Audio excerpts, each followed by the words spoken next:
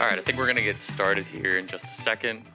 So let me go back to this title slide. Does everyone have the Wi-Fi password? Who's doing the workshop? Want to just copy that down, take a screenshot? Please feel free. I'll go back through it if I see some people trickling in.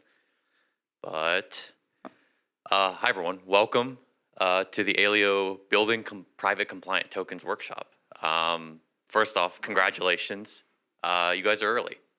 Most people don't know a lot about building on Leo, but I think once you realize how powerful it is, especially for privacy and programmable privacy, I think you're gonna realize how impactful this is gonna be.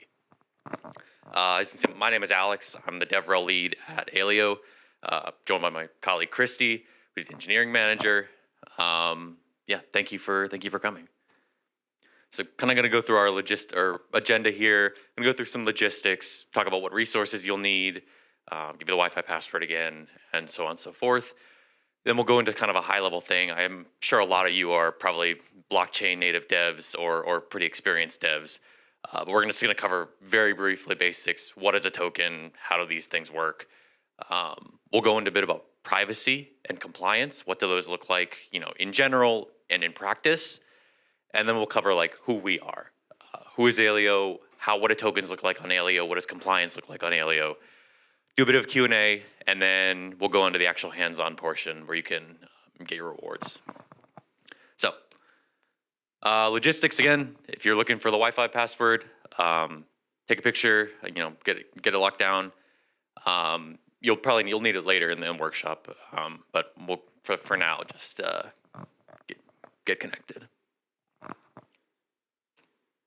Okay, so you should have gotten an email blast if you're registered for the workshop with all these links already.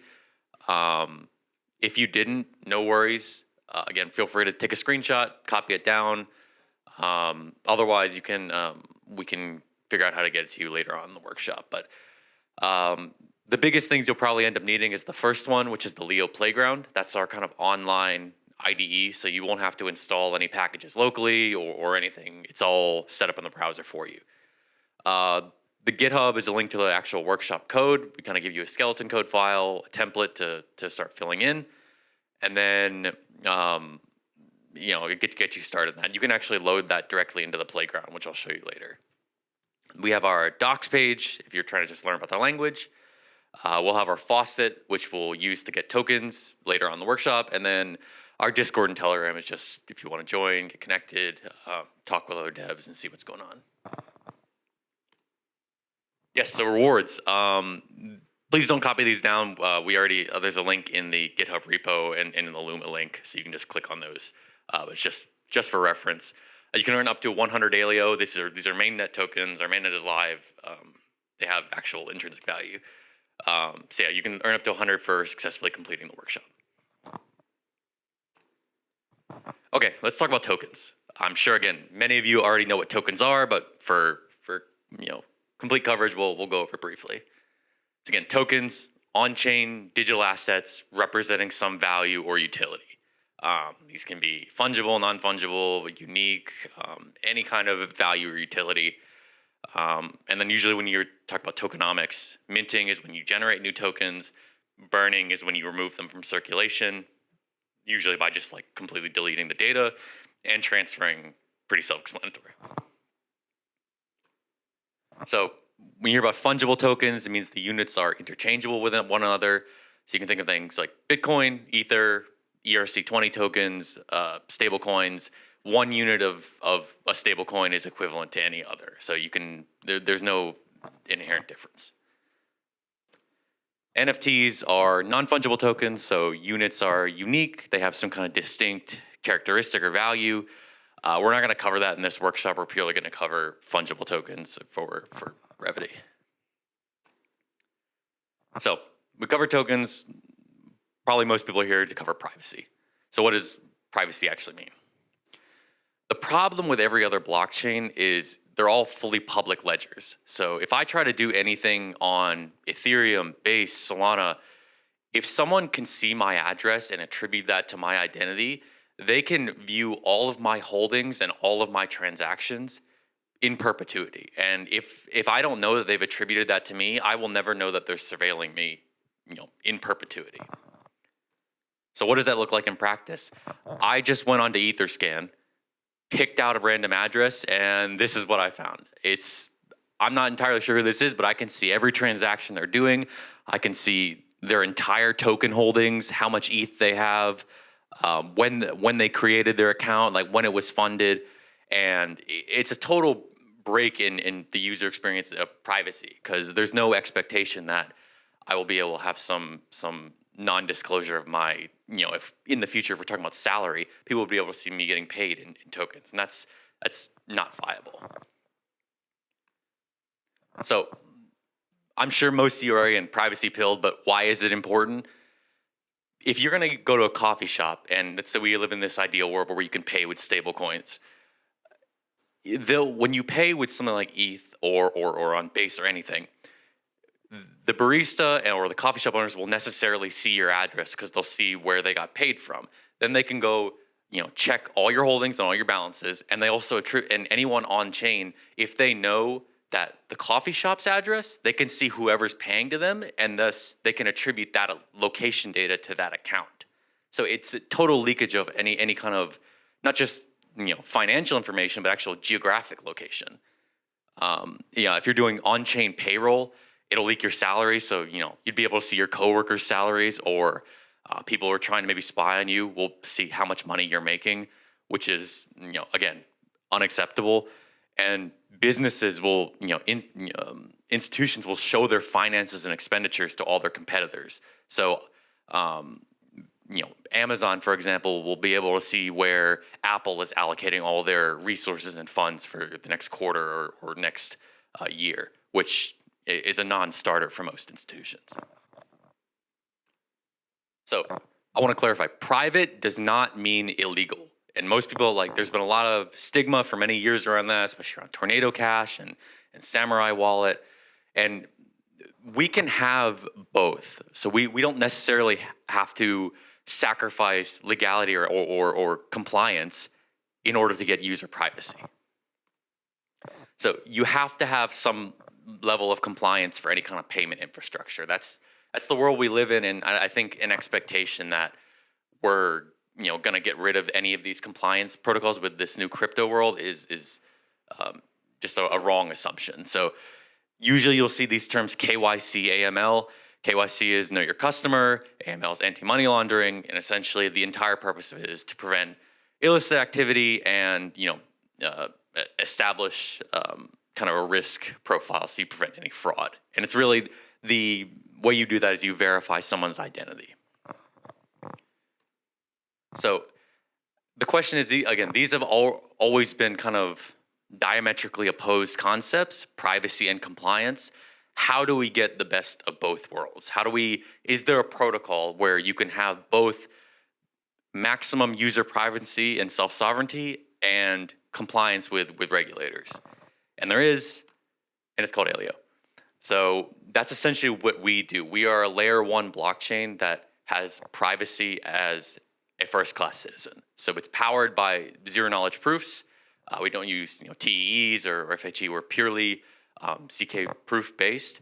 And essentially, you have programmable privacy. So you can do the similar things like private transactions, shielding funds, but you can also do public transactions, and it's totally programmable by the developer and not by the user what they want to use.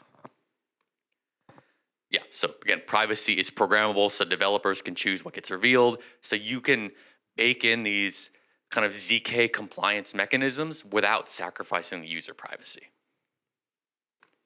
So this is what our model looks like. The colors are a little faded, sorry about that, but the way we achieve this is essentially by separating out the off-chain world with the on-chain world. So off-chain, you do some kind of half of the execution where the part you want to keep private, and you may have some private inputs that you want to keep encrypted, or you may have some public inputs that you don't really care if it gets revealed or not. That's, again, totally up to the developer how they implement it.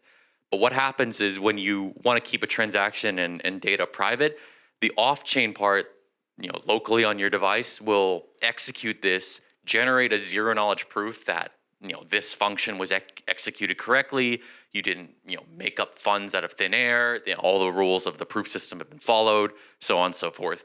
And it will publish a zero knowledge proof that this was all fine. Once that's published, any remaining operations that you want to be public, updating account mappings and things like that, that'll get sent to the on-chain world along with the proof, and the on-chain compute will verify that your proof was correct and then execute any of the public functions. So it's a separation of these two worlds, but composed together so you can have privacy, compliance, and programmability. So in practice, this is actually a screenshot from our Explorer. You can see our kind of native token program is called credits.aleo. That's the name. The function is called transfer public to private. So as you imagine, you're transferring your public funds, and then wherever it ends up, you want it to be private, shielded, whether that's to another user or you just want to convert it for yourself. So you can see that the public input is just the amount because you want to transfer some public funds, and the private input is the recipient address, whoever you're sending it to. And you notice it just says ciphertext with a bunch of random characters. And that's essentially saying the recipient on chain will be encrypted. No one will be able to know who that is other than obviously the person generating and the person receiving the transaction. But the rest of the chain will not see anything about who it is but they'll be able to check and verify that this is a real address, this is a real transaction, funds were sent accordingly. And then the output is some kind of denomination of private funds. And then this part is actually the on-chain code that's all public that there's some extra functionality there. Again, we'll get into more detail about this in a second. Yeah, so in separating these two kind of off-chain, on-chain world, you can think of off-chain as the private state world and the on-chain as the public state world. And we have kind of a hybrid model of the kind of Ethereum account model and similar to like a Bitcoin UTXO model. So our private state is more similar to UTXOs. We consider them, they're called records. And essentially they're individual units of private state. In this case, you can have a token record. Every record has an owner field because you have to know who owns this denomination.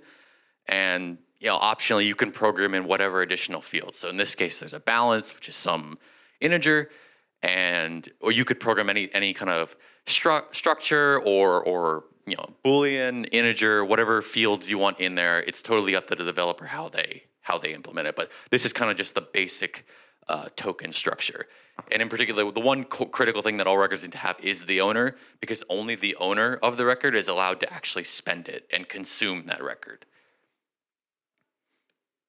Yeah, so this is how it usually happens. So the way you spend records is you kind of pass it into this function. We call it a transition function. It's quite literally a state transition. And they're much like UTXOs. Like once you consume a record, it's marked as used. It can't use it again. So usually how these transition functions work is if you want to pass in this record just to check something within it, it obviously consumes it, but if you want to give it back to the user and have them have the same record data, you just want to check some information in it, it'll output another record with a copy of the data, essentially. And that'll effectively be giving you the same record over again, or the same private state. Yeah, so this is what it actually looks like in practice for something like transferring tokens, in particular how you transfer like the Aleo credits work. So you have some encrypted record owned by Alice. It has some balance. In this case, it has 10, whatever the unit is. And you'll say, okay, Alice provides her encrypted record, who she wants to send it to, which is Bob, and the amount she wants to send, which is 3 units. And what it'll do is she'll execute this off-chain transition, generate the zero knowledge proof, which is that pi down there. And in addition, she'll output 2 new records. One is a private state for Bob with the amount she wants to give him. In this case, at the bottom, it's 3. And she'll also need to generate a new record for herself with the change amount, basically. So she provided 10 input, she gave 3 to Bob, she needs the 7 back. And the function will do all, like she doesn't need to manually do these in separate transactions. The function, if it's implemented correctly, should do all of this, in one shot. So that previously was the private state. In addition, we have, again, the on-chain land is the public state. It's very similar to an Ethereum. It's the concept of mapping. So some input type, map to some output type. In this case, if it's like a balances mapping, it's literally just some address has some corresponding integer value on chain. So how do you modify public state?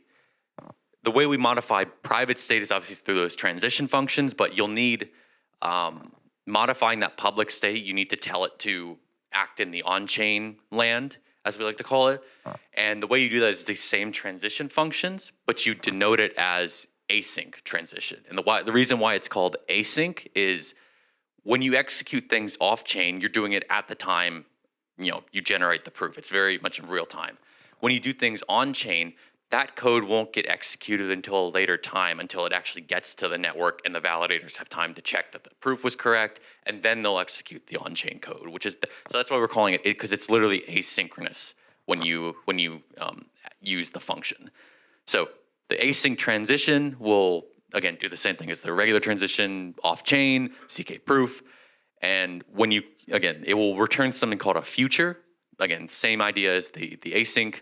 The future is literally a call to on-chain code, essentially, which is this, I believe there's actually a typo here, but async function that essentially is an on-chain computation where, again, because it's on-chain, it's all public. So all the inputs will be revealed. So if you want to keep things private, you'll have to do it in the off-chain land. If you wanted to keep it public, it'll happen on the on-chain land. Yeah, so this is kind of a clear kind of diagram of what each of these means. So async transition is the off-chain. It has a corresponding async function, which is the on-chain.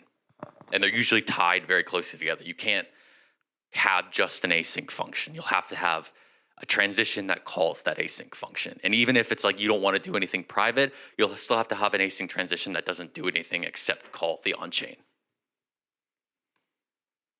And this is actually what it looks like in the code. So you'll have async transition, some function name, and it will return a future. You may be able to do some kind of extra logic in there, but in this one, it's literally just bare bones.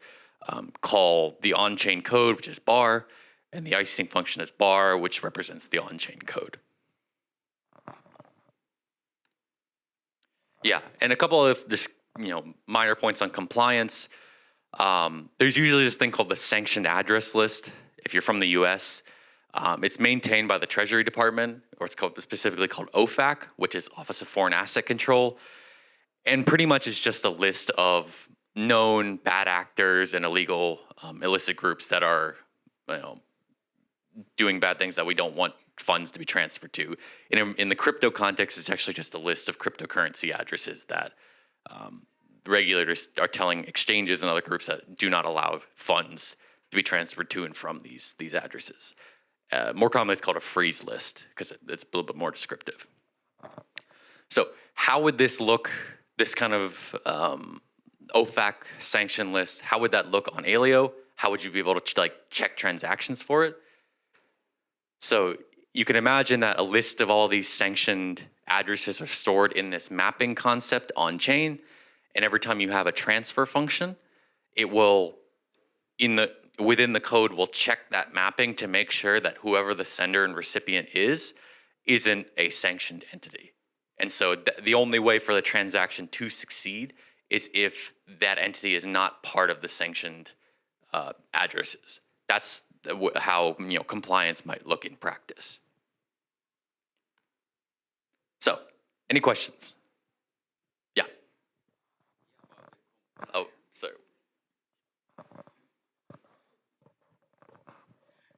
Yeah, thanks. About the compliance, I saw that is just the addresses that are in this freezing list, but at the end you don't know who is doing the transaction, so there is no like KYC before this checklist.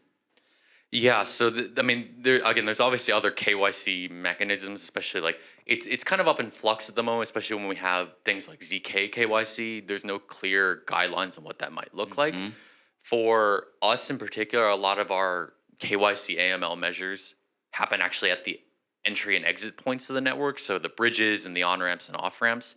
Basically, in order to get funds onto the network, you have to go through that KYC AML process. But if you were to do it in this context with your token, there's many different ways essentially to do it. You could do, if you're familiar with the group ZK Passport, they're doing something similar on another network where you kind of have a on-chain verification of your passport. It's essentially a zero knowledge proof of that. So you verify your identity without revealing your identity.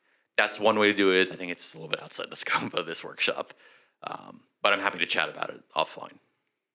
Thanks. I have another question. 2 slides before, or 1 slide later. Yeah. Where is the mapping, the transaction? Maybe one after? No? There. Yeah. The asynchronized function bar,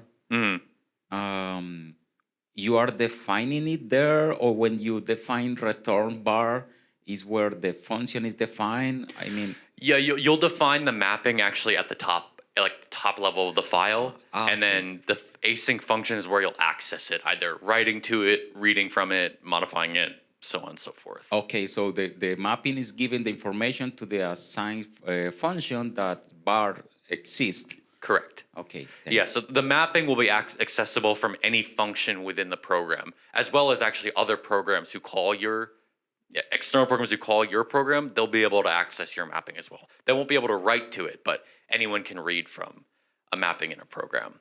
But only the program that owns that mapping will be actually able to have functions that modify it. Thanks. Yeah. Good morning. My name is Lucas. I'm Brazilian. And I have 2 questions. The first is about you teach about the off-chain side, for execution TK. My question is about this off-chain side is a client that who execute ZK, or Aleo have a one layer of chain for execute ZK, and other part of the layer is on chain that verify this. This is a first question, and and the second question is about the ZK. What type of ZK do you use, and what curves Aleo have in the layer 1 protocol?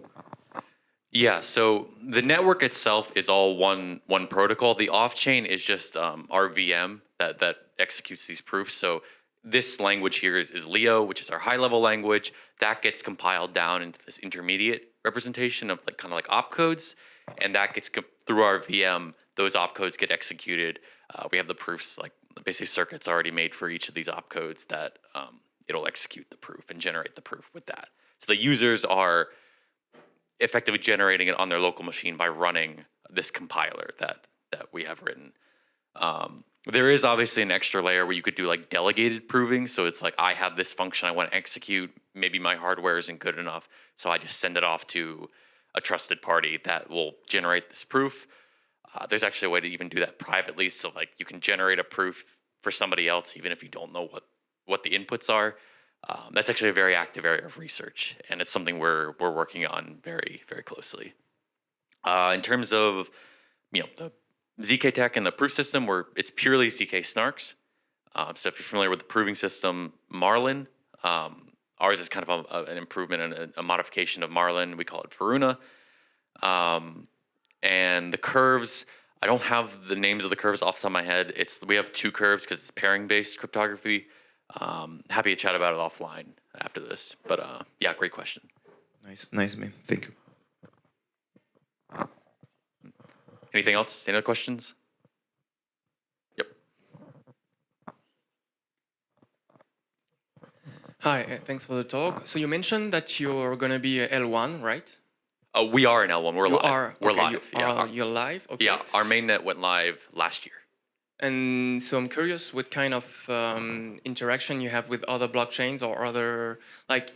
So I'm not familiar with your L1. So since it's private, do you have the same kind of addresses as MetaMask? Is it compatible with MetaMask? I mean, how do you expect that people will come to your L1 coming from other blockchain? Like, how will you vampire every other chain to come to and have a big network effect? Let's say. Yeah, I mean, that's always the biggest challenge with any L1 is you have to essentially redefine your user base, your customer base. You don't have the access to the existing liquidity, so on and so forth. We have a couple bridges that we can bridge from Ethereum and I believe it's Binance Smart Chain. We should have a couple partners here to develop the bridge. What else? Yeah, so we're working on those. We have a couple integrations with. So to answer your question, we don't have MetaMask yet. We kind of have a unique wallet structure that we haven't gotten to MetaMask yet. So we have our own wallet provider, basically the grantee projects. We're actually working with Dynamic Wallet, if you're familiar with them, to have these embedded wallets. Just our big focus now is we're trying to get the privacy tech locked down and it's like make sure like private transactions work. I think we're pretty satisfied with that. So a big push for us over the past few months and into the next year is maximizing interop and the user experience through wallets. Okay, and I just have a second question about compliance, since it's a big part of it's like a companion to privacy because you cannot have privacy without compliance and be, let's say, effective and attract institutions. So how are you working with compliance companies? Like you mentioned OFAC, but I'm not sure that there are any. Are there already Aleo addresses that are sanctioned by OFAC, for instance? And do you have a way to inside Aleo already to be connected with sanctioned address, like have an oracle that are? Yeah, so we don't have any real Oracle providers right now. And again, that's another part of the thing we're trying to really maximize over the next year. We do work with Predicate, if you're familiar with them, for a lot of our KYC AML stuff. They're actually hooked into a lot of the bridges and on-ramps and off-ramps, so they do a lot of our compliance solutions for that. And we are a US-based company, and all our employees are US-based, so we're very closely tied into a lot of the regulators in the US and kind of advising them on like what KYC is kind of an outdated concept and it's very archaic and needs to be overhauled. And what that will look like with things like ZK and ZK, ID and stuff like that. It's kind of an evolving landscape. I just want to add a few words on the interoperability. So if you wanted to bridge today from Ethereum, you can actually do that on a website called Verilink. That's a bridge that's live, bridging from Ethereum to Aleo and back to Ethereum. And what's really cool is you can bridge USDC or just ETH from Ethereum, and then on Aleo you can be sending completely private transfers, and that's VERULINK.com, Verilink. And the developers were sitting right here if you want to talk to them, how they did that. Yeah, so effectively you can take your ETH or USDC or USDT and shield it via Aleo and do all your private transactions with USDT, USDC on Aleo. Any other questions?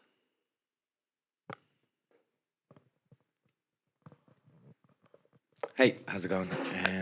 Just curious to know what kind of projects you're looking to bring on board, or are you still at a invite-only stage? We're working on a new type of stablecoin.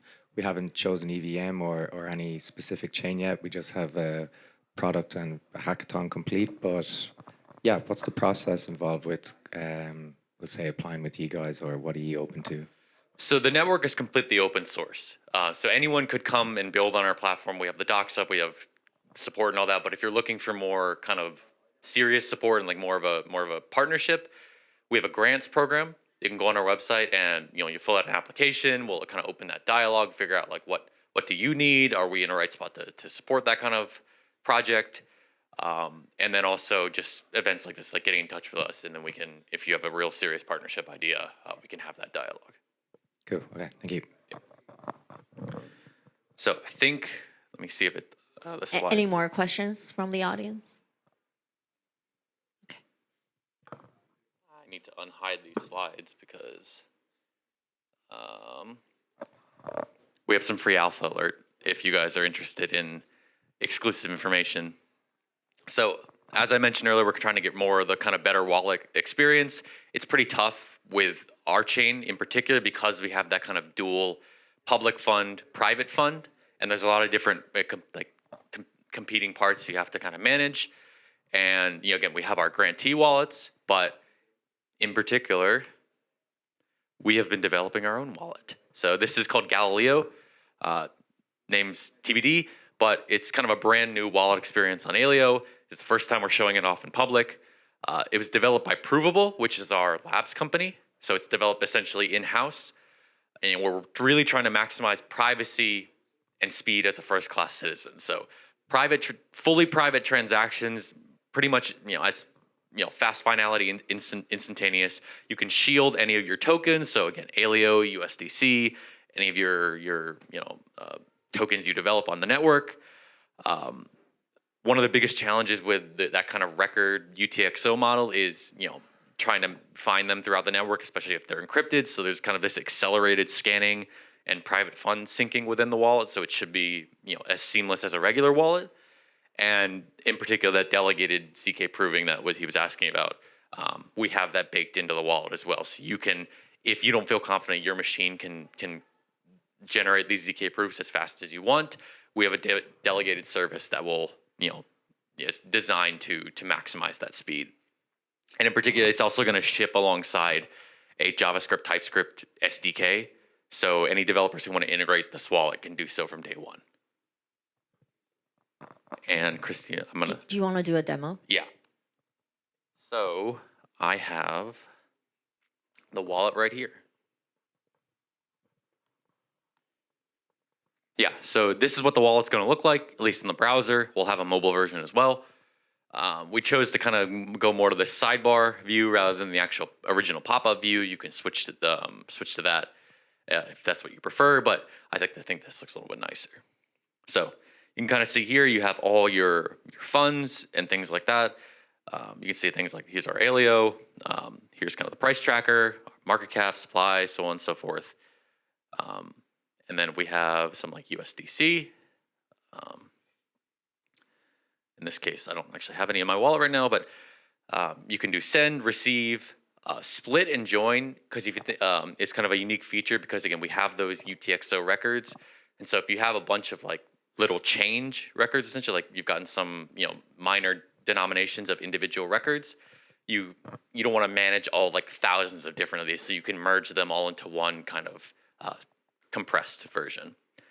And in particular, the big one is you can shield your assets. So any tokens, actually let me switch over to a different account. Yeah, so one sec. Yes, these are testnet tokens, by the way. This is not real money. I wish. A bunch of money. I have a question. You can answer it later. I want to know more about the tokenomics, how you create the tokens, what determines the price, and if you are looking to have a small price, so the price of the transactions will be less, or what is that tokenomics that that you define and you want to motivate? Yeah, there's a lot of nuance that's gone into that, obviously, over the years, and we've had different kind of fee models as network upgrades have happened. But we can probably chat about that offline. But yeah, so you can see here I kind of have a lot of public tokens and then some private. I can kind of filter between different types. In this case, I have 24 private tokens and 100,000 public tokens. Again, testnet tokens. So if I wanted to shield these and say this is obviously my public balance, I can pick a particular amount. So I'll do 100, for example. And then I will shield them. It'll say, okay, here's the network you're on, the fee, if you want to do a priority fee. Here's what your balance will be before. Here's what it is after. the change and stuff like that. And these are it actually splits the changes between public and private, so you know what's changing. So you can essentially just do shield. This is the activity tab where you can see everything that's going on. It'll be pending. Moment. Yeah, and there we go. Accepted, basically instantaneously. So again, you can track your date, your changes, what network you're on, and you can actually view it on our Explorer. The transaction. Give it a second, the internet's a little slow.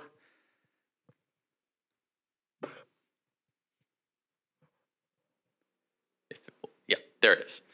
So, and this will be all the details. You can confirm that it has been accepted by the network and everything's going in there. So I essentially shielded it, which is privately transferring it to myself. And you'll notice on the Explorer, there's no, you can see the sender because they were public funds. So that necessarily reveals me because I'm gonna have to interact with public funds. But the recipient, you have no idea who it got sent to. So it could be, I could have shielded it to myself, or I could have shielded or sent it privately to any other address on the network. And other than obviously us in the audience, nobody on the network can see what the details of this were. And that's kind of the huge superpower of this. So now in the wallet, I can see, yeah, I now have private funds. So it should be an extra 100 here. Yeah. 124 from 24 earlier. So basically nearly instantaneous shielding, unshielding, private swaps, private transfers, public to private. First, again, privacy as a first-class citizen in this wallet. And a lot of the experience should be similar. You can export your private key, your seed phrase, check your connected dApps, and all things like that. So let me pull up here.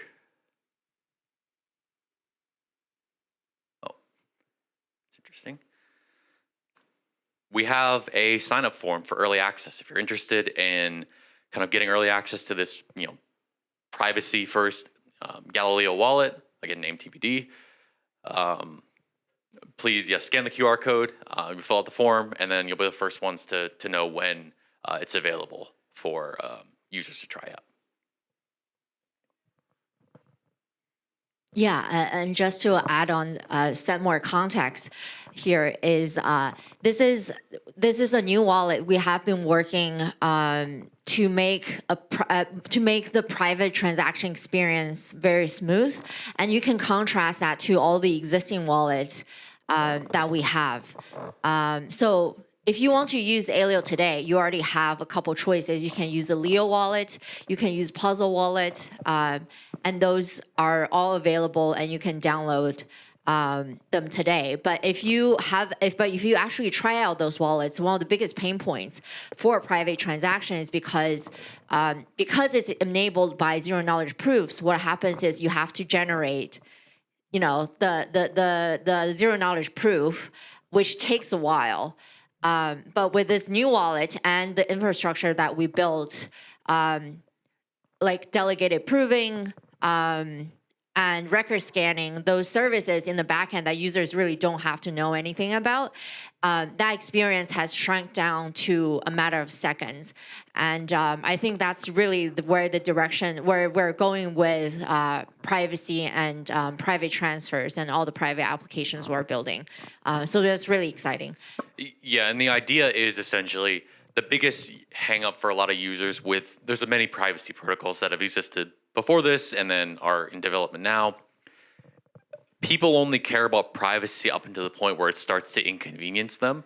So in order to really get full-scale privacy adoption, there needs to be essentially no difference in using this a fully public wallet like MetaMask and including these private transactions. Because essentially, if the user can tell no difference, then it's the same experience, but I also get privacy. Why would I not choose the privacy-focused wallet? And that's been the goal with the development of this wallet, is make that UX and user journey as seamless and as native as possible. Question?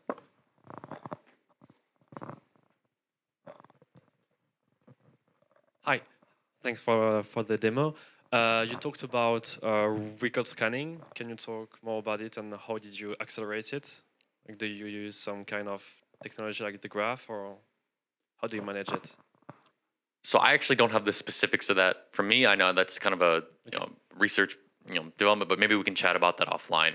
I can get you more information on that. I can speak in like at a high level.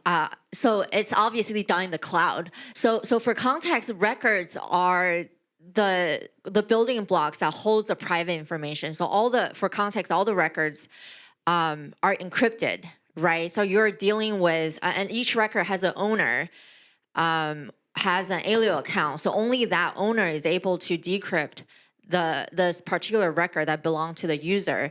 And if you think about it from the start of the chain, and so far we have 16 million records. And so part of the challenge with maintaining private state is that for each user, you have to keep track of all the records that belong to this user. So essentially you kind of need to scan. There are some tricks you can do, but essentially you need to scan over the 16 million records in order for one user to find all of their private records to show the private balance on your wallet. So that's a very challenging problem from an engineering perspective. And so our labs company have been building this service called the record scanning service. And there are certain tricks that they're doing, including having a lot of compute running at the same time, parallelizing the work. I won't go into the details, but yeah, it's been a huge engineering challenge that we're dealing with. I'm happy to put you in touch with the engineer who actually worked on this problem. But at a high level, I just wanted to kind of emphasize the kind of the infrastructure that's needed in order to power the UX that's smooth to the user. Which is very cool. Yeah, sorry. Bit of a roundabout way of explaining that. Yeah, so everyone got the QR code? We're good? We have one more announcement we want to share. Yeah, there's one more announcement that we're announcing. Actually, for the very first time, we are going to partner with a Kindle to run a build-a-thon. And if you're a developer in this room, or maybe later on in the video, we have $50,000 up for grabs for a period of 4 or 5 months. And so let me first explain what a build-a-thon is. So I'm sure all of you are familiar with a hackathon, where you participate in a hackathon for 36 hours, and then you build a project, and then you're done, and then you go to the next hackathon, right? And then all of your great ideas never actually get built into an actual product, which is, the whole point of having hackathons. So the idea is that we will have a build-a-thon which lasts for months. And you can build continuously, you can enter at any time, you can stop at any time. And there will be 10 waves within the build-a-thon. And every 2 weeks is a wave where $5,000 are up for grabs. And so essentially judging will happen every 2 weeks. And then you can participate in any wave throughout these months. You can participate in 10 weeks, or you can, 10 waves to win 50,000, or you can participate in one. And the idea is that you build your idea out, and then you keep iterating on it. So even if you didn't win the first wave, you can see what are people building for people in the ecosystem, and then you can build something better and for the next wave. And you can continue doing that and iterate and perfect your product throughout the 5 months. And so we're going to launch this program at the beginning of December. So the program runs December 2025 to April 2026 with 2 demo days at East Denver and ECC. So East Denver obviously is going to be in Denver in the United States, and then ECC is going to be in Cannes in France next year.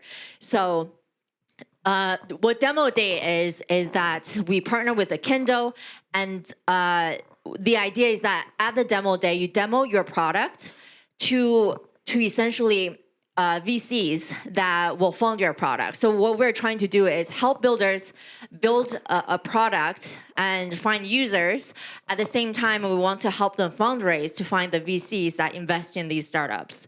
So I think that it's a great opportunity. If you're interested, watch out for our announcements on Twitter. This is the very first time that we are mentioning it in public. We actually don't have the page built out in a Kindle yet, but this is, again, alpha alert. So it's up and coming, and then we're going to announce it probably next week on Twitter. And I believe Akindo at their event Yeah, tomorrow so- we'll be announcing it as well. Yeah, so Kindle also has a demo day. They call it like a VC matching founder day. Actually, I don't know what it's called, but it's on Friday. And actually, I don't have the link, but I can, if for people interested, find me afterwards. I'll share the event with you. It's on Friday. We're going to announce at their event as well. And then you can go to that event and see what people are building and what VCs are funding.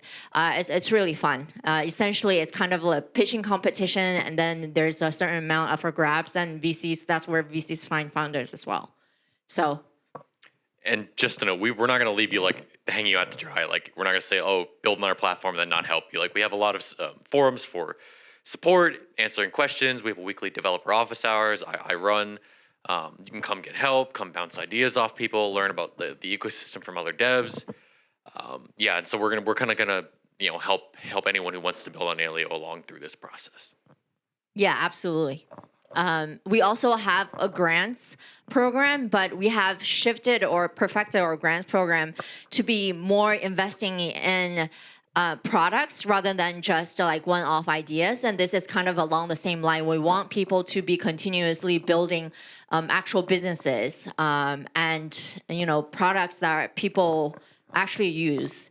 And so I think this is a great opportunity to get started and perfect or start something and then iterate along the way. If you have any ideas, you can just build one out. If not, then try something out. Yeah. Anyway, there's like 50,000 up for grabs. Thanks, Christy. So if there's no other questions, let's get into the workshop. So, what is the mission for this workshop? We're going to build out a token program in Leo. Pretty rudimentary, but it will get the point across. We're going to have basically a mint in a transfer function, but in particular, we're going to take advantage of public and private. So we'll have mint public, mint private, transfer public, transfer private, and we also have an actual deployed OFAC demo program, essentially. You don't need to worry about deploying that. I've already deployed that on chain. You'll just basically import it and access it. Once we kind of have that program ready to go, you can deploy it to testnet. I'll show you how to get some credits to deploy it. We have a faucet. And then once we've deployed it, you're gonna need to interact with that program on chain. So basically call all the functions you've just implemented so we can check to make sure it actually works. Once we do that, we have a submission form. You just fill out, name, the GitHub repo that you have your code in, and your kind of transaction IDs, and then you'll get your rewards. So I'll kind of guide you along the process, and we'll do the kind of walk through the first function or two together, just so you can get used to the Leo language. So first thing we're going to need to do, the environment we're going to use is called the Leo Playground. It's play.leolang.org. Yeah, so this is our browser-based development environment. This is not the only way to do it. Like a lot of, if you're really getting into Leo, we actually have a VS Code extension. You can download the compiler through Cargo. But this is like for onboarding people. We do tend to prefer this, just it's a little bit easier. So it will spin up just this template program. This is called auction. We're not going to end up using this, but what we're going to do is, if you go to the Git repo that I shared, this is the workshop. So the private token workshop. We're going to go to this sub-module called token template here. And what you're going to need to do is actually fork this repo. So it'll really help us it helps us track different developer metrics if you fork it, and then once you do the commits. So fork it, make your own copy. What I'm going to do is,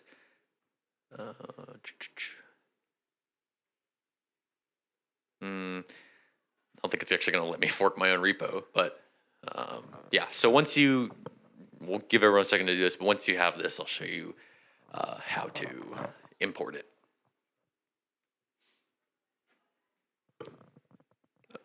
The workshop link is in the email that was sent out yesterday. Yes. The workshop link I can put it back on the screen if anyone needs it, or it's in the email I sent out to the workshop registrants yesterday. Everyone good? Did anyone need it? I think we're good. All right. So in the Leo Playground, we actually have GitHub integration. So let me disconnect. So you can log in with your GitHub account. Here, I'll just sign in as myself. It may give you a pop-up saying you need to authorize the bot to access it, and then it might give you a warning, but just ignore that. So once you see this part, it should be easy to move forward. At any point, by the way, just raise your hand if you're having any issues or it's not working for you.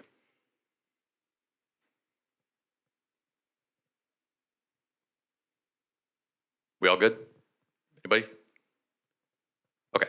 So once you have there, you can actually load any of your repos from GitHub.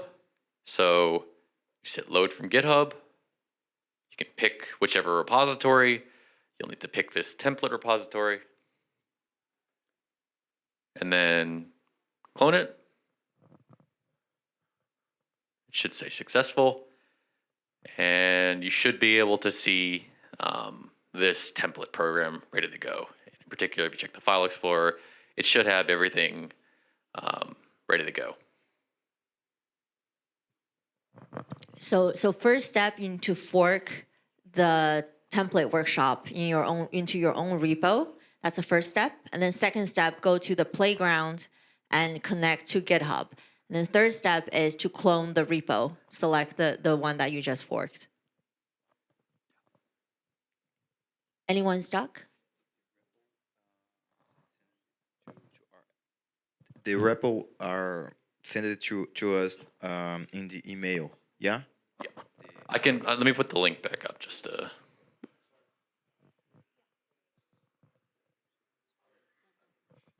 Yeah. Yeah. So you need to fork the module. Can you show me the? Yeah. So you need to go into. So you need to go into the template module and fork the module.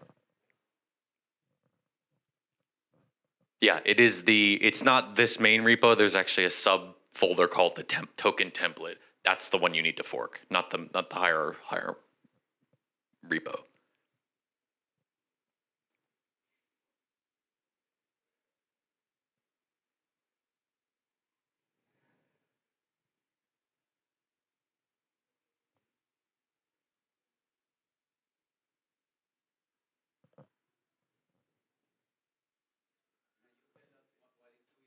Do you like it? Okay, great. We all good? Everyone solid? Yeah. Can you tell us what is doing the bot? The bot? Yeah. That's just part of the GitHub integration, just to make it so it can access the repositories and have permission to clone it.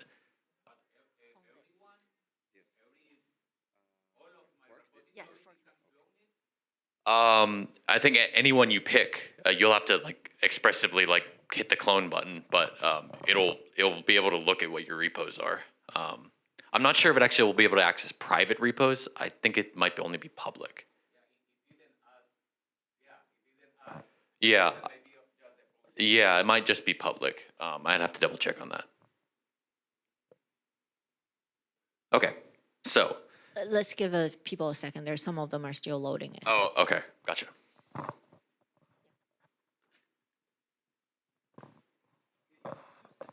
Yeah. Nice, awesome. You clone.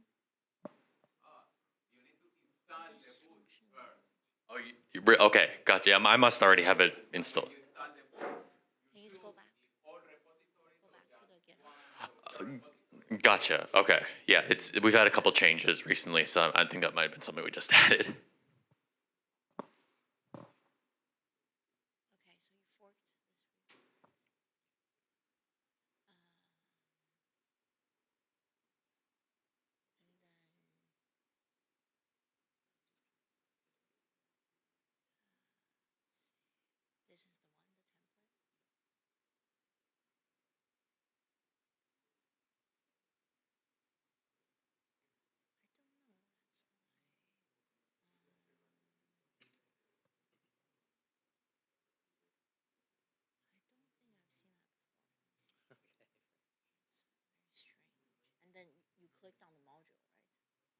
on the module. Yeah, I just did the bot as well. Does not contain the Leo. Back to the. Yeah, so it's, if you go to your repo, this is the one inside. This is the module, right? Inside. I just Yeah. wanted to make sure that's. Yeah, so I'll go back just to double clarify with people.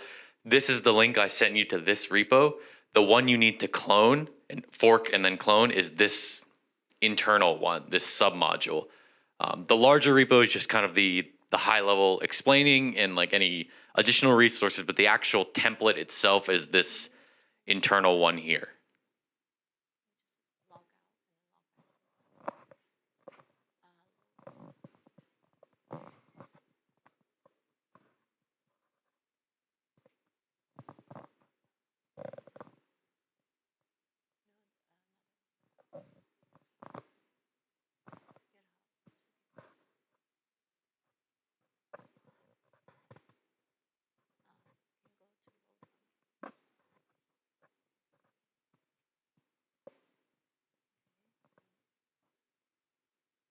Anyone stuck?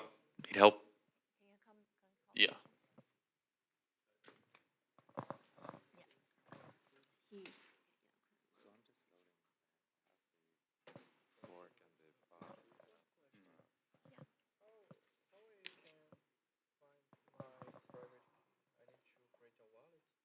yeah, you can create a wallet, but you could also do a account. Yeah, you can create a new account. I'll go over that in a second. Oh, okay. Yeah, he's gonna do that in a second. Yeah. So what's it telling you?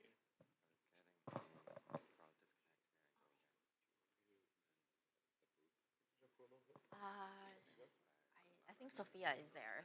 But if you want to go, yeah, we have more help. Thank you.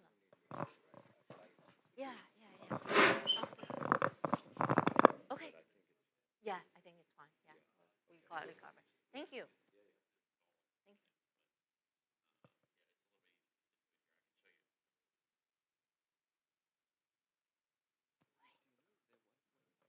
Yeah, there's Wi-Fi.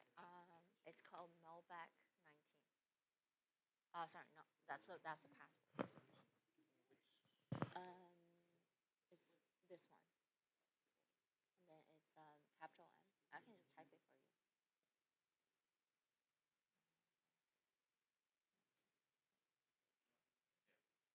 I got it.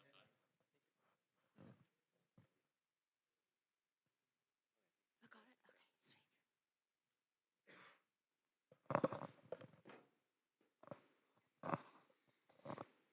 Yeah, so any other hangups? Thank you. Okay, so can everyone kind of see, I mean, I have it zoomed in here, but does everyone see the code in their Leo playground ready to go? Or something of this format. So this is the skeleton code program essentially that we'll kind of code along here. Each of the functions have kind of been mapped out with different sections. I've commented them out just so you don't get a bunch of red squiggly lines for errors. It's just the function headers right now. And we'll go through each step individually. So the first step, you have to name your token. Because program names, smart contract names, whatever you want to call them, have to be unique on Aleo. So we can't just call it token.aleo because I'm sure somebody has taken that. So we tend to make it longer than 10 characters because there's an extra fee you have to pay for short program names. I think that was just to prevent people from squatting on program names. And just make sure it doesn't conflict with anything on the network. So try to make it, some unique string of characters, whatever you want to call it, like Dogecoin token 123 or something like that. Up to you. Whatever you choose to change it to, you're going to need to update it in the Leo program to let it know that it's the correct program name. So you'll update it here where it says program. You can think of programs as smart contracts. It's our version of it. But you'll name it whatever you named it. And then if you go to the files section, this program.json, here, This is called the program manifest. It just kind of tells the compiler what's going on, where the imports are, things like that. But what you'll need to change is actually the name here as well. So I'll call it, DevCon Doge 1, 2, 3. Sorry? Yeah, exactly. There you go. So we'll go back to here, and we'll just change it here. Oh, I'm used to VS Code, hidden Control S. So it should be, where did they go? Yep.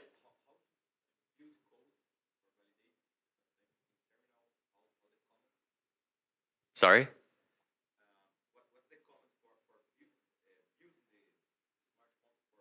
For compiling the contract? Yeah. It should be in this terminal, it'll be Leo build. So like literally type in Leo build. Like the compiler itself is something you'll have to install. If you're doing it on your machine, it'll be something you have to install via Cargo, if you're familiar with Rust. So you do Cargo install Leo. Yeah, Cargo, you install Leo, and then you can just do Leo build. And then Cargo install Leo will install the Leo CLI, which has all the build, execute, test, DevNet, robust kind of suite of features. I'm happy to go through like what that looks like on your local machine after this. Yeah, so everyone good so far? Pretty simple, name your program. Okay, so at the top, you'll see these two kind of critical data structures. We'll have this mapping called balances, pretty straightforward. It's a mapping from some address to some U64 integer. So again, you can think of some address and its actual public balance. And then we, just like the slide showed, we have the token record. These are your private balances. So you'll have some set of records of token records that correspond to you, each with some amount and some private amount, and your total private balance is just the sum of all these records, private records that you own. Don't worry too much about this constructor function. It's kind of an advanced feature. We have program upgradability actually on Aleo, if you're familiar with that. It's a pretty big feature we added recently. For now, we're not really going to mess with it. Again, happy to chat about it if you're curious. And this dummy transition was just here because every program has to have at least one transition, or else the compiler will complain. So I put this here because the code was commented out, but you can just get rid of that.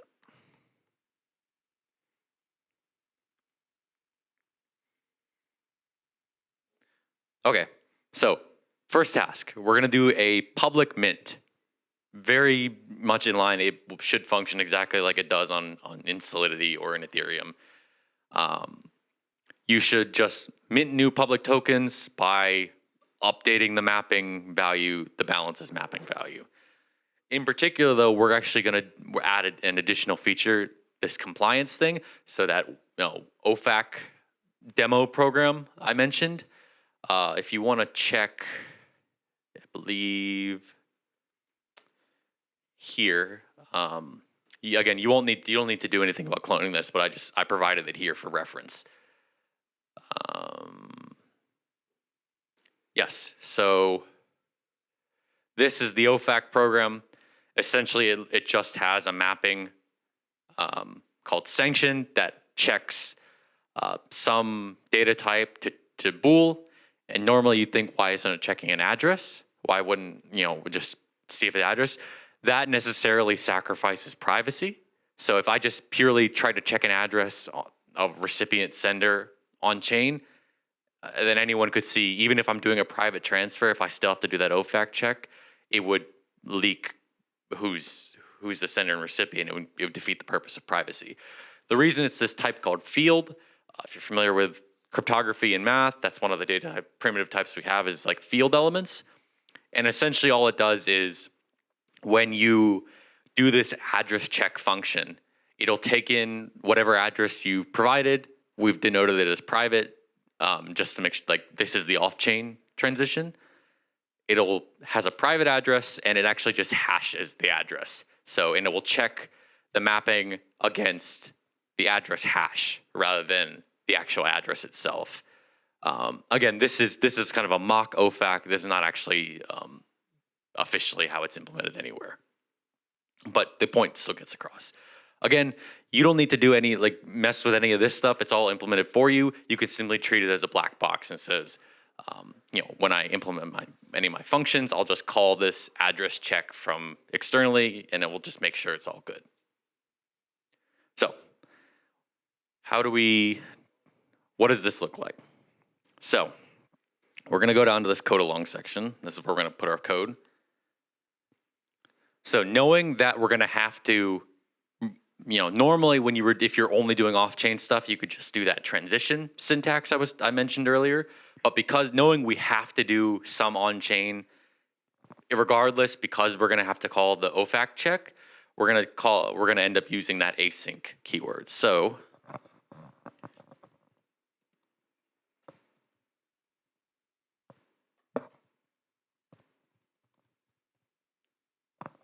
so we'll start off doing async transition.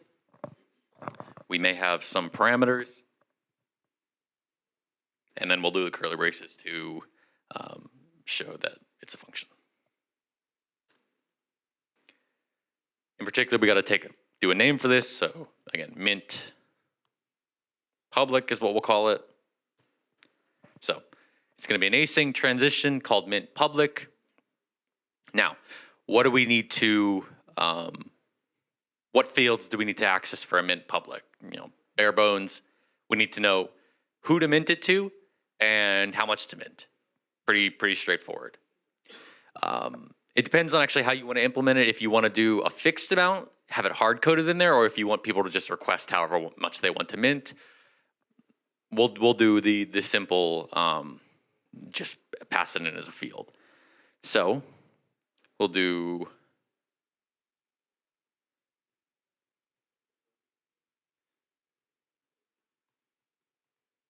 So we'll say the first field is going to be recipient of type address. And the second field is going to be amount type. Let's check what the mapping is. Type U64. So the type they should request is a U64, obviously. Okay, and you'll notice we can actually provide quantifiers to the arguments. So either private or public, and that'll basically, when that transaction gets executed on chain, it'll provide a proof of this, but anything that's marked as public will also get revealed. Again, that's by your choice. If you don't provide any quantifiers, it automatically defaults to private because it's all private by default. And you have the choice whether or not you want to, which points you want to reveal. So we'll leave it out for now just for brevity, but if you're interested, you can add it yourself.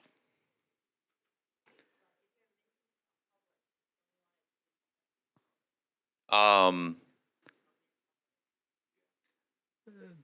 guess, yeah, that's true. But I guess it gets revealed when you pass it to the on-chain part. It'll get revealed anyway. So it's up to you whether or not you want to make it public here. It'll get revealed during the on-chain section anyway. So we can add it public here. It doesn't make that much of a difference.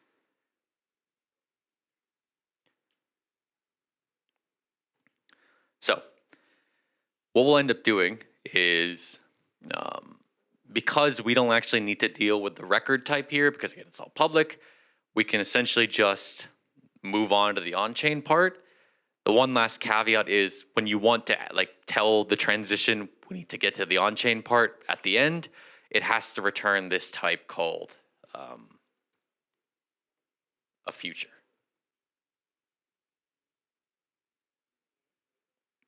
So it's a function, takes in an address, takes in an amount, and should do something on chain afterward with these amounts.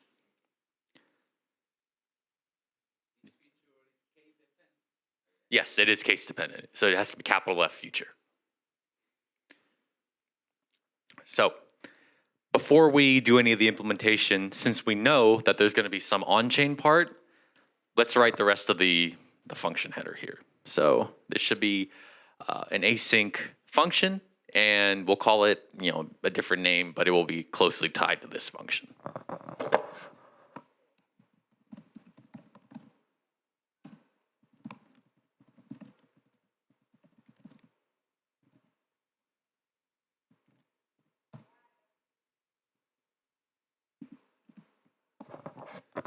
We've defined the async function. You can name it whatever you want. Just as common convention, I like to do whatever the function name is _ on chain. That just kind of makes it pretty clear what it's doing and what function it's tied, or what transition it's tied to, and where it falls. So in particular, we're still gonna need the same fields as before. So we'll do recipient and amount.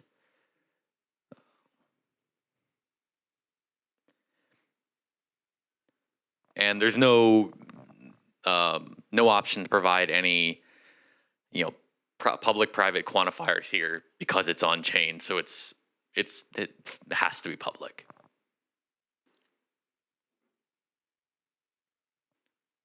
Okay, so this is baseline. Let's kind of work. We'll work through just a baseline how this would work without the OFAC check, and then we'll add in the OFAC check as kind of the extra feature on top. So we know that the mint public, all it needs to do is just say call mint public on chain. So what we'll do essentially is just return a call to the future, in which case it's our function mint public on chain, and we just want to pass through the recipient.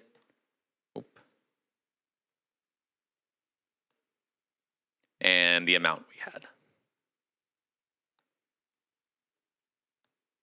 And that's all. So essentially all it's doing is saying, I'm not really doing anything with privacy here. I'm just going to forward it on to the on-chain public land. Everyone good so far? Okay. So in on-chain land, we're going to want to update this balances mapping. And with the recipient, and whatever their new amount is. So what you'll need to do essentially is first figure out what whoever this address is, you want to figure out what amount they currently have, because you don't want to overwrite. If they're minting and they already have funds, you don't want to overwrite their current funds. You want to add to it. So the way you do that is we'll do let current balance. We have type inference, but for clarity, we'll do U64. And the name of the mapping is balances. So we'll say balances.get of the recipient. So we declared the mapping up here, and the functions in here, like when the program gets deployed on the network, the mapping will get initialized. And then these functions will be able to be called after the program is deployed, so we know the mapping exists.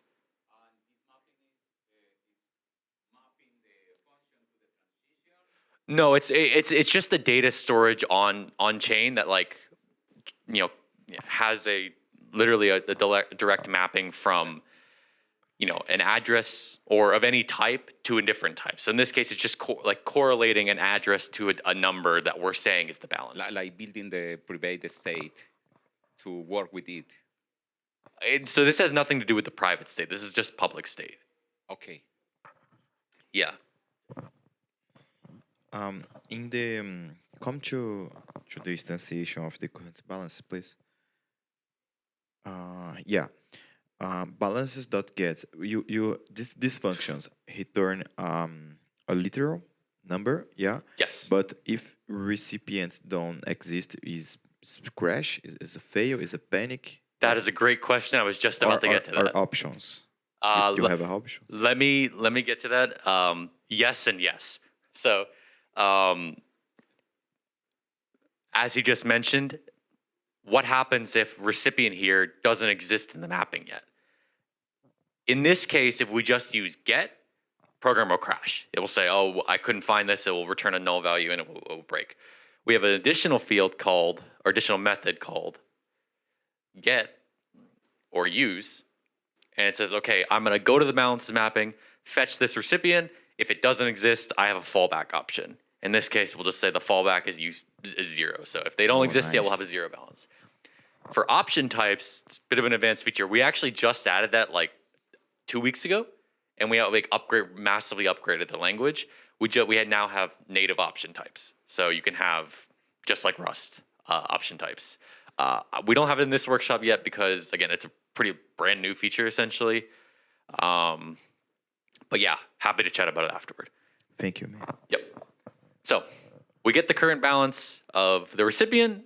Otherwise, if it doesn't exist, we just say it's 0. And then we will want to take this current balance, add the amount minted, and then set that as the user's new balance. So we can do that all in one shot. We'll do balances dot set, and the key we'll set is the recipient, and the amount we'll set is current balance. Oops, sorry, I'm trying to do this with one hand. Current balance plus amount. And that's it. Pretty much just a few lines of code, and you have essentially a mint public for your token. Question is now, how do we, well, first off, are there any questions? Yeah. Maybe just keep the mic. Do you have something like updating? Like I am a Soroban Stellar developer, yeah, and we have some function called update that you use simple pass recipient and amount, and internally this update function get your balance and plus with some do you have No, that's something? actually a pretty good idea. I'll send that over to the team, but no, you have to do it in two different instructions right now. But yeah, that could be a good feature to add. Yeah, because we have in another language we have this upgrade that you can pass one function for executing then in storage. Yeah. Thank Yeah, you. no, we have the part of what came with the option type is like a more robust storage system, like just generalized storage. Again, I'll run you through the whole thing afterward. But yeah, so this is bare bones how you do a public mint. How do we want to access this OFAC program? So if you notice back at the top, there's this import here for importing workshop OFAC.aleo. I actually believe it's been changed. Well, actually, no, I think it's still deployed as workshop OFAC. So, yeah, so what you'll do essentially is that's an external program. We just want to treat it as a black box and use its functions. So if we look back here, notice how the address check is, this is actually pretty advanced syntax, but like for explanation, we have the async transition async function. Once you get to kind of be an advanced developer, we actually have the shorthand syntax where you can just call it as an async block within the transition and then run it all as once. This is just a compression of to make it more readable. But essentially, we know this is going to have some off-chain, on-chain. So if you want to call an external program and you know it has both those components, you need to call that function in your transition off-chain, execute the off-chain part, all the different off-chain parts together, and then pass the on-chain call, all the parts, to your on-chain, greater function, and then it will chain all those together once it's, on the network. So kind of a convoluted explanation. I'll show you exactly how that works.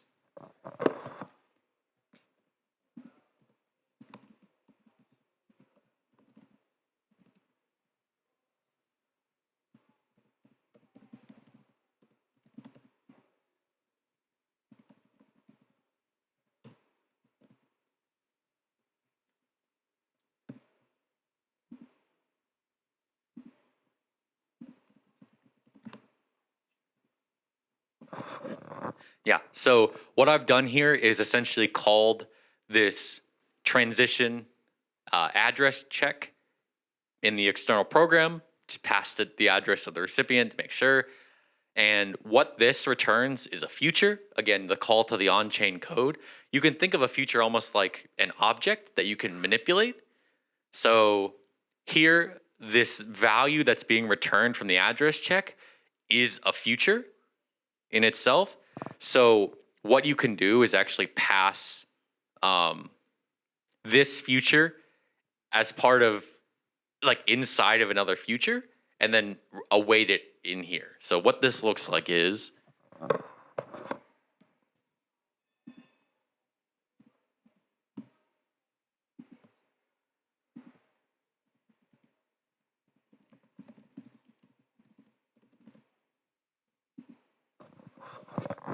yeah, so if you edit the function signature, one of the types you can actually have as your input is a future. So it's literally a call to another function that you can await. So essentially you call the transition part here, you get some, call, like, note that says we need to call this external address check at some point, and we'll pass it to our on-chain land where it will be able to access that and await it for it.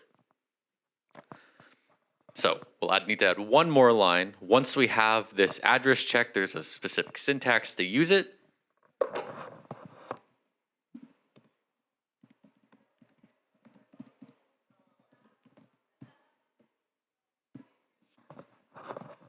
So if you're familiar with the async await model and things like TypeScript, pretty much the same thing. It's a future, and you have to await that future.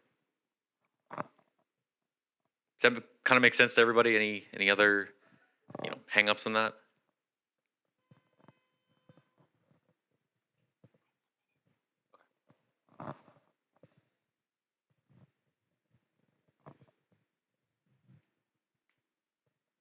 Good? Okay, cool. So this is what Mint Public is essentially. You have some kind of, again, public mint function, just like on other chains, but you have the compliant OFAC check baked in as part of it. So that's public. You're probably asking, what about private? How do we do privacy here? So we're going to do the exact same thing, but with private. So I've actually given you the function signature here. We'll just uncomment it. Oops. So very similar layout as before. Async transition, mint private. We have the recipient. We have the amount. We have the address check in the on-chain land. We return the future type. The one difference here is instead of just returning the future, we actually return this thing called token. And remember, token is this private record type that we've declared.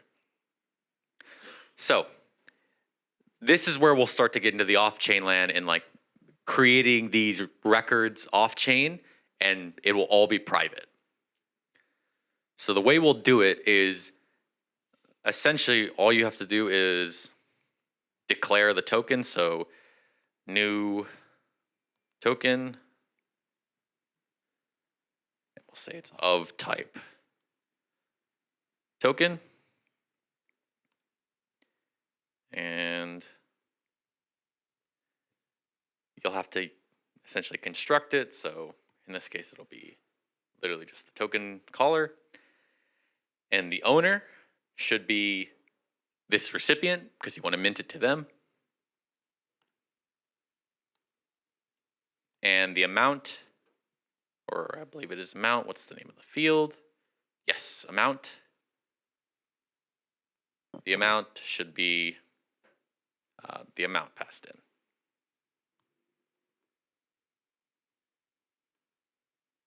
And the compiler's smart enough to know that like amount here is the name of the field and amount here is the actual argument passed in. So this initializes the new private record, private token record, that it says it belongs to the recipient and has some denomination. And what we'll do is essentially all you have to do then is return new token. And it will generate the zero knowledge proof that this new token is in fact valid. It is a valid record you could spend on the network, but the actual data of the record itself will be entirely encrypted, totally private, entirely off chain. So only you will be able to decrypt its information and have permission to spend it. Yeah. No, it's not necessary, but it's yeah, I have it. I put it there. Yeah. 90. Ninth line. We need to put dot comma in the final of line. This one. Like no, and 19. No, return. Oh yeah. So yeah. Let me. Or it's like Rust that you just put the return value and return. You just put the return value. Oh, okay, but don't need dot comma for in the final. In the the future you're talking about, or no. Dot comma. Oh, Semicolon. no, yeah, you do not need the semicolon. Okay. Actually, yes, you do. Sorry, that was a good point. But let me finish filling this in. Yeah. So yeah, again, we're gonna need this future type as well. It's gonna be exactly the same as above. We're just gonna call this workshop address check and then await for it. So same as before. This is our address check, and the two things we'll return are this new token. We'll actually need to return it as a tuple, just so about it. And a call to mint private on chain with this future passed as an argument.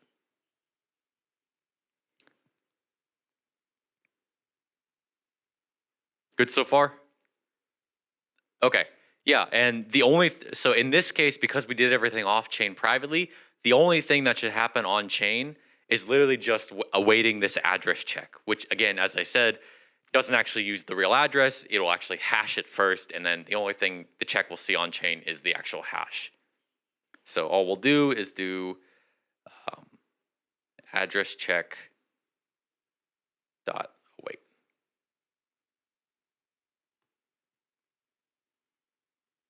And that's it.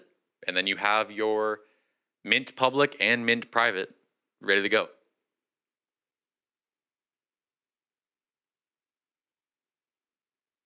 Questions?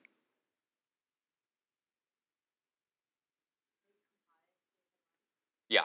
So if we can actually, if this will cooperate. So if we do here, actually, do we compile it?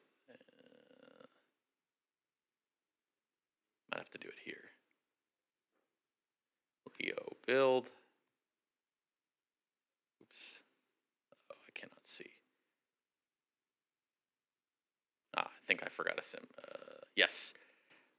When you declare the token, you do need the semicolon afterward.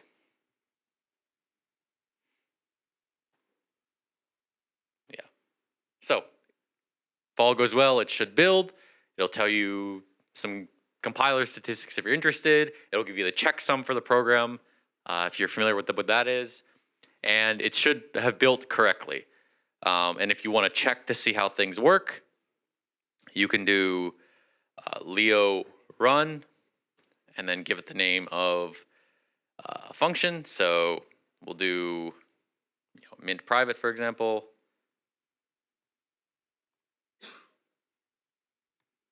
And I'll need to give it a particular address. I'll just use this one. Doesn't really matter because this is actually just for testing. The Leo run, it purely just runs your program to check and gives you the output to see what it would be. If you want to actually execute and broadcast the network, there's a different command for that. But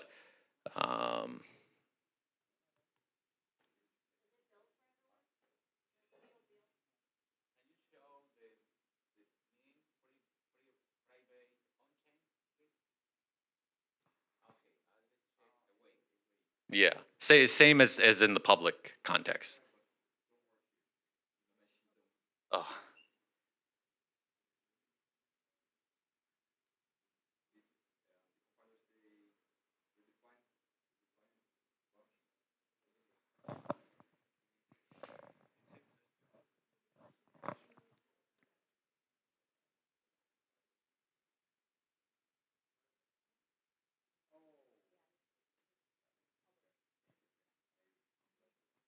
So you'll see down at the bottom here, it's a little hard to see, but the output of the program was, this is mint private. You can see the record that was output.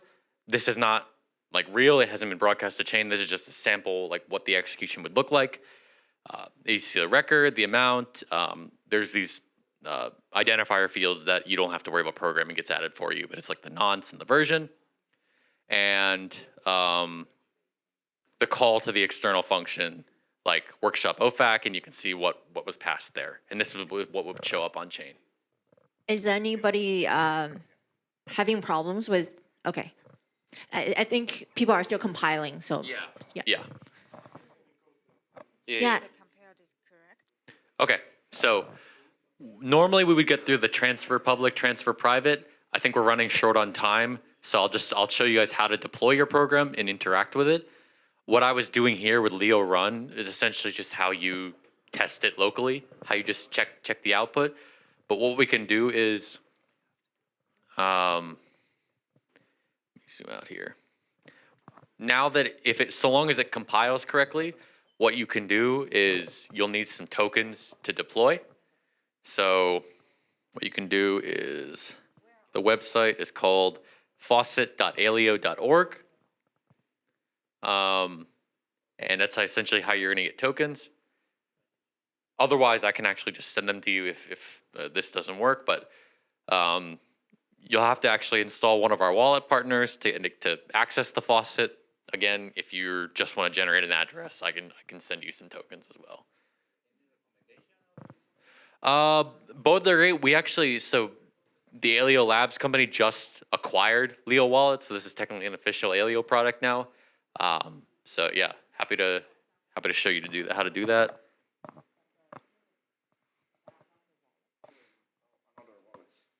Yeah, if you don't want to do that, if you just want to generate an Aleo address, I can just send you the tokens. Yeah, so you can do it just from the terminal, and I'll just send it to you.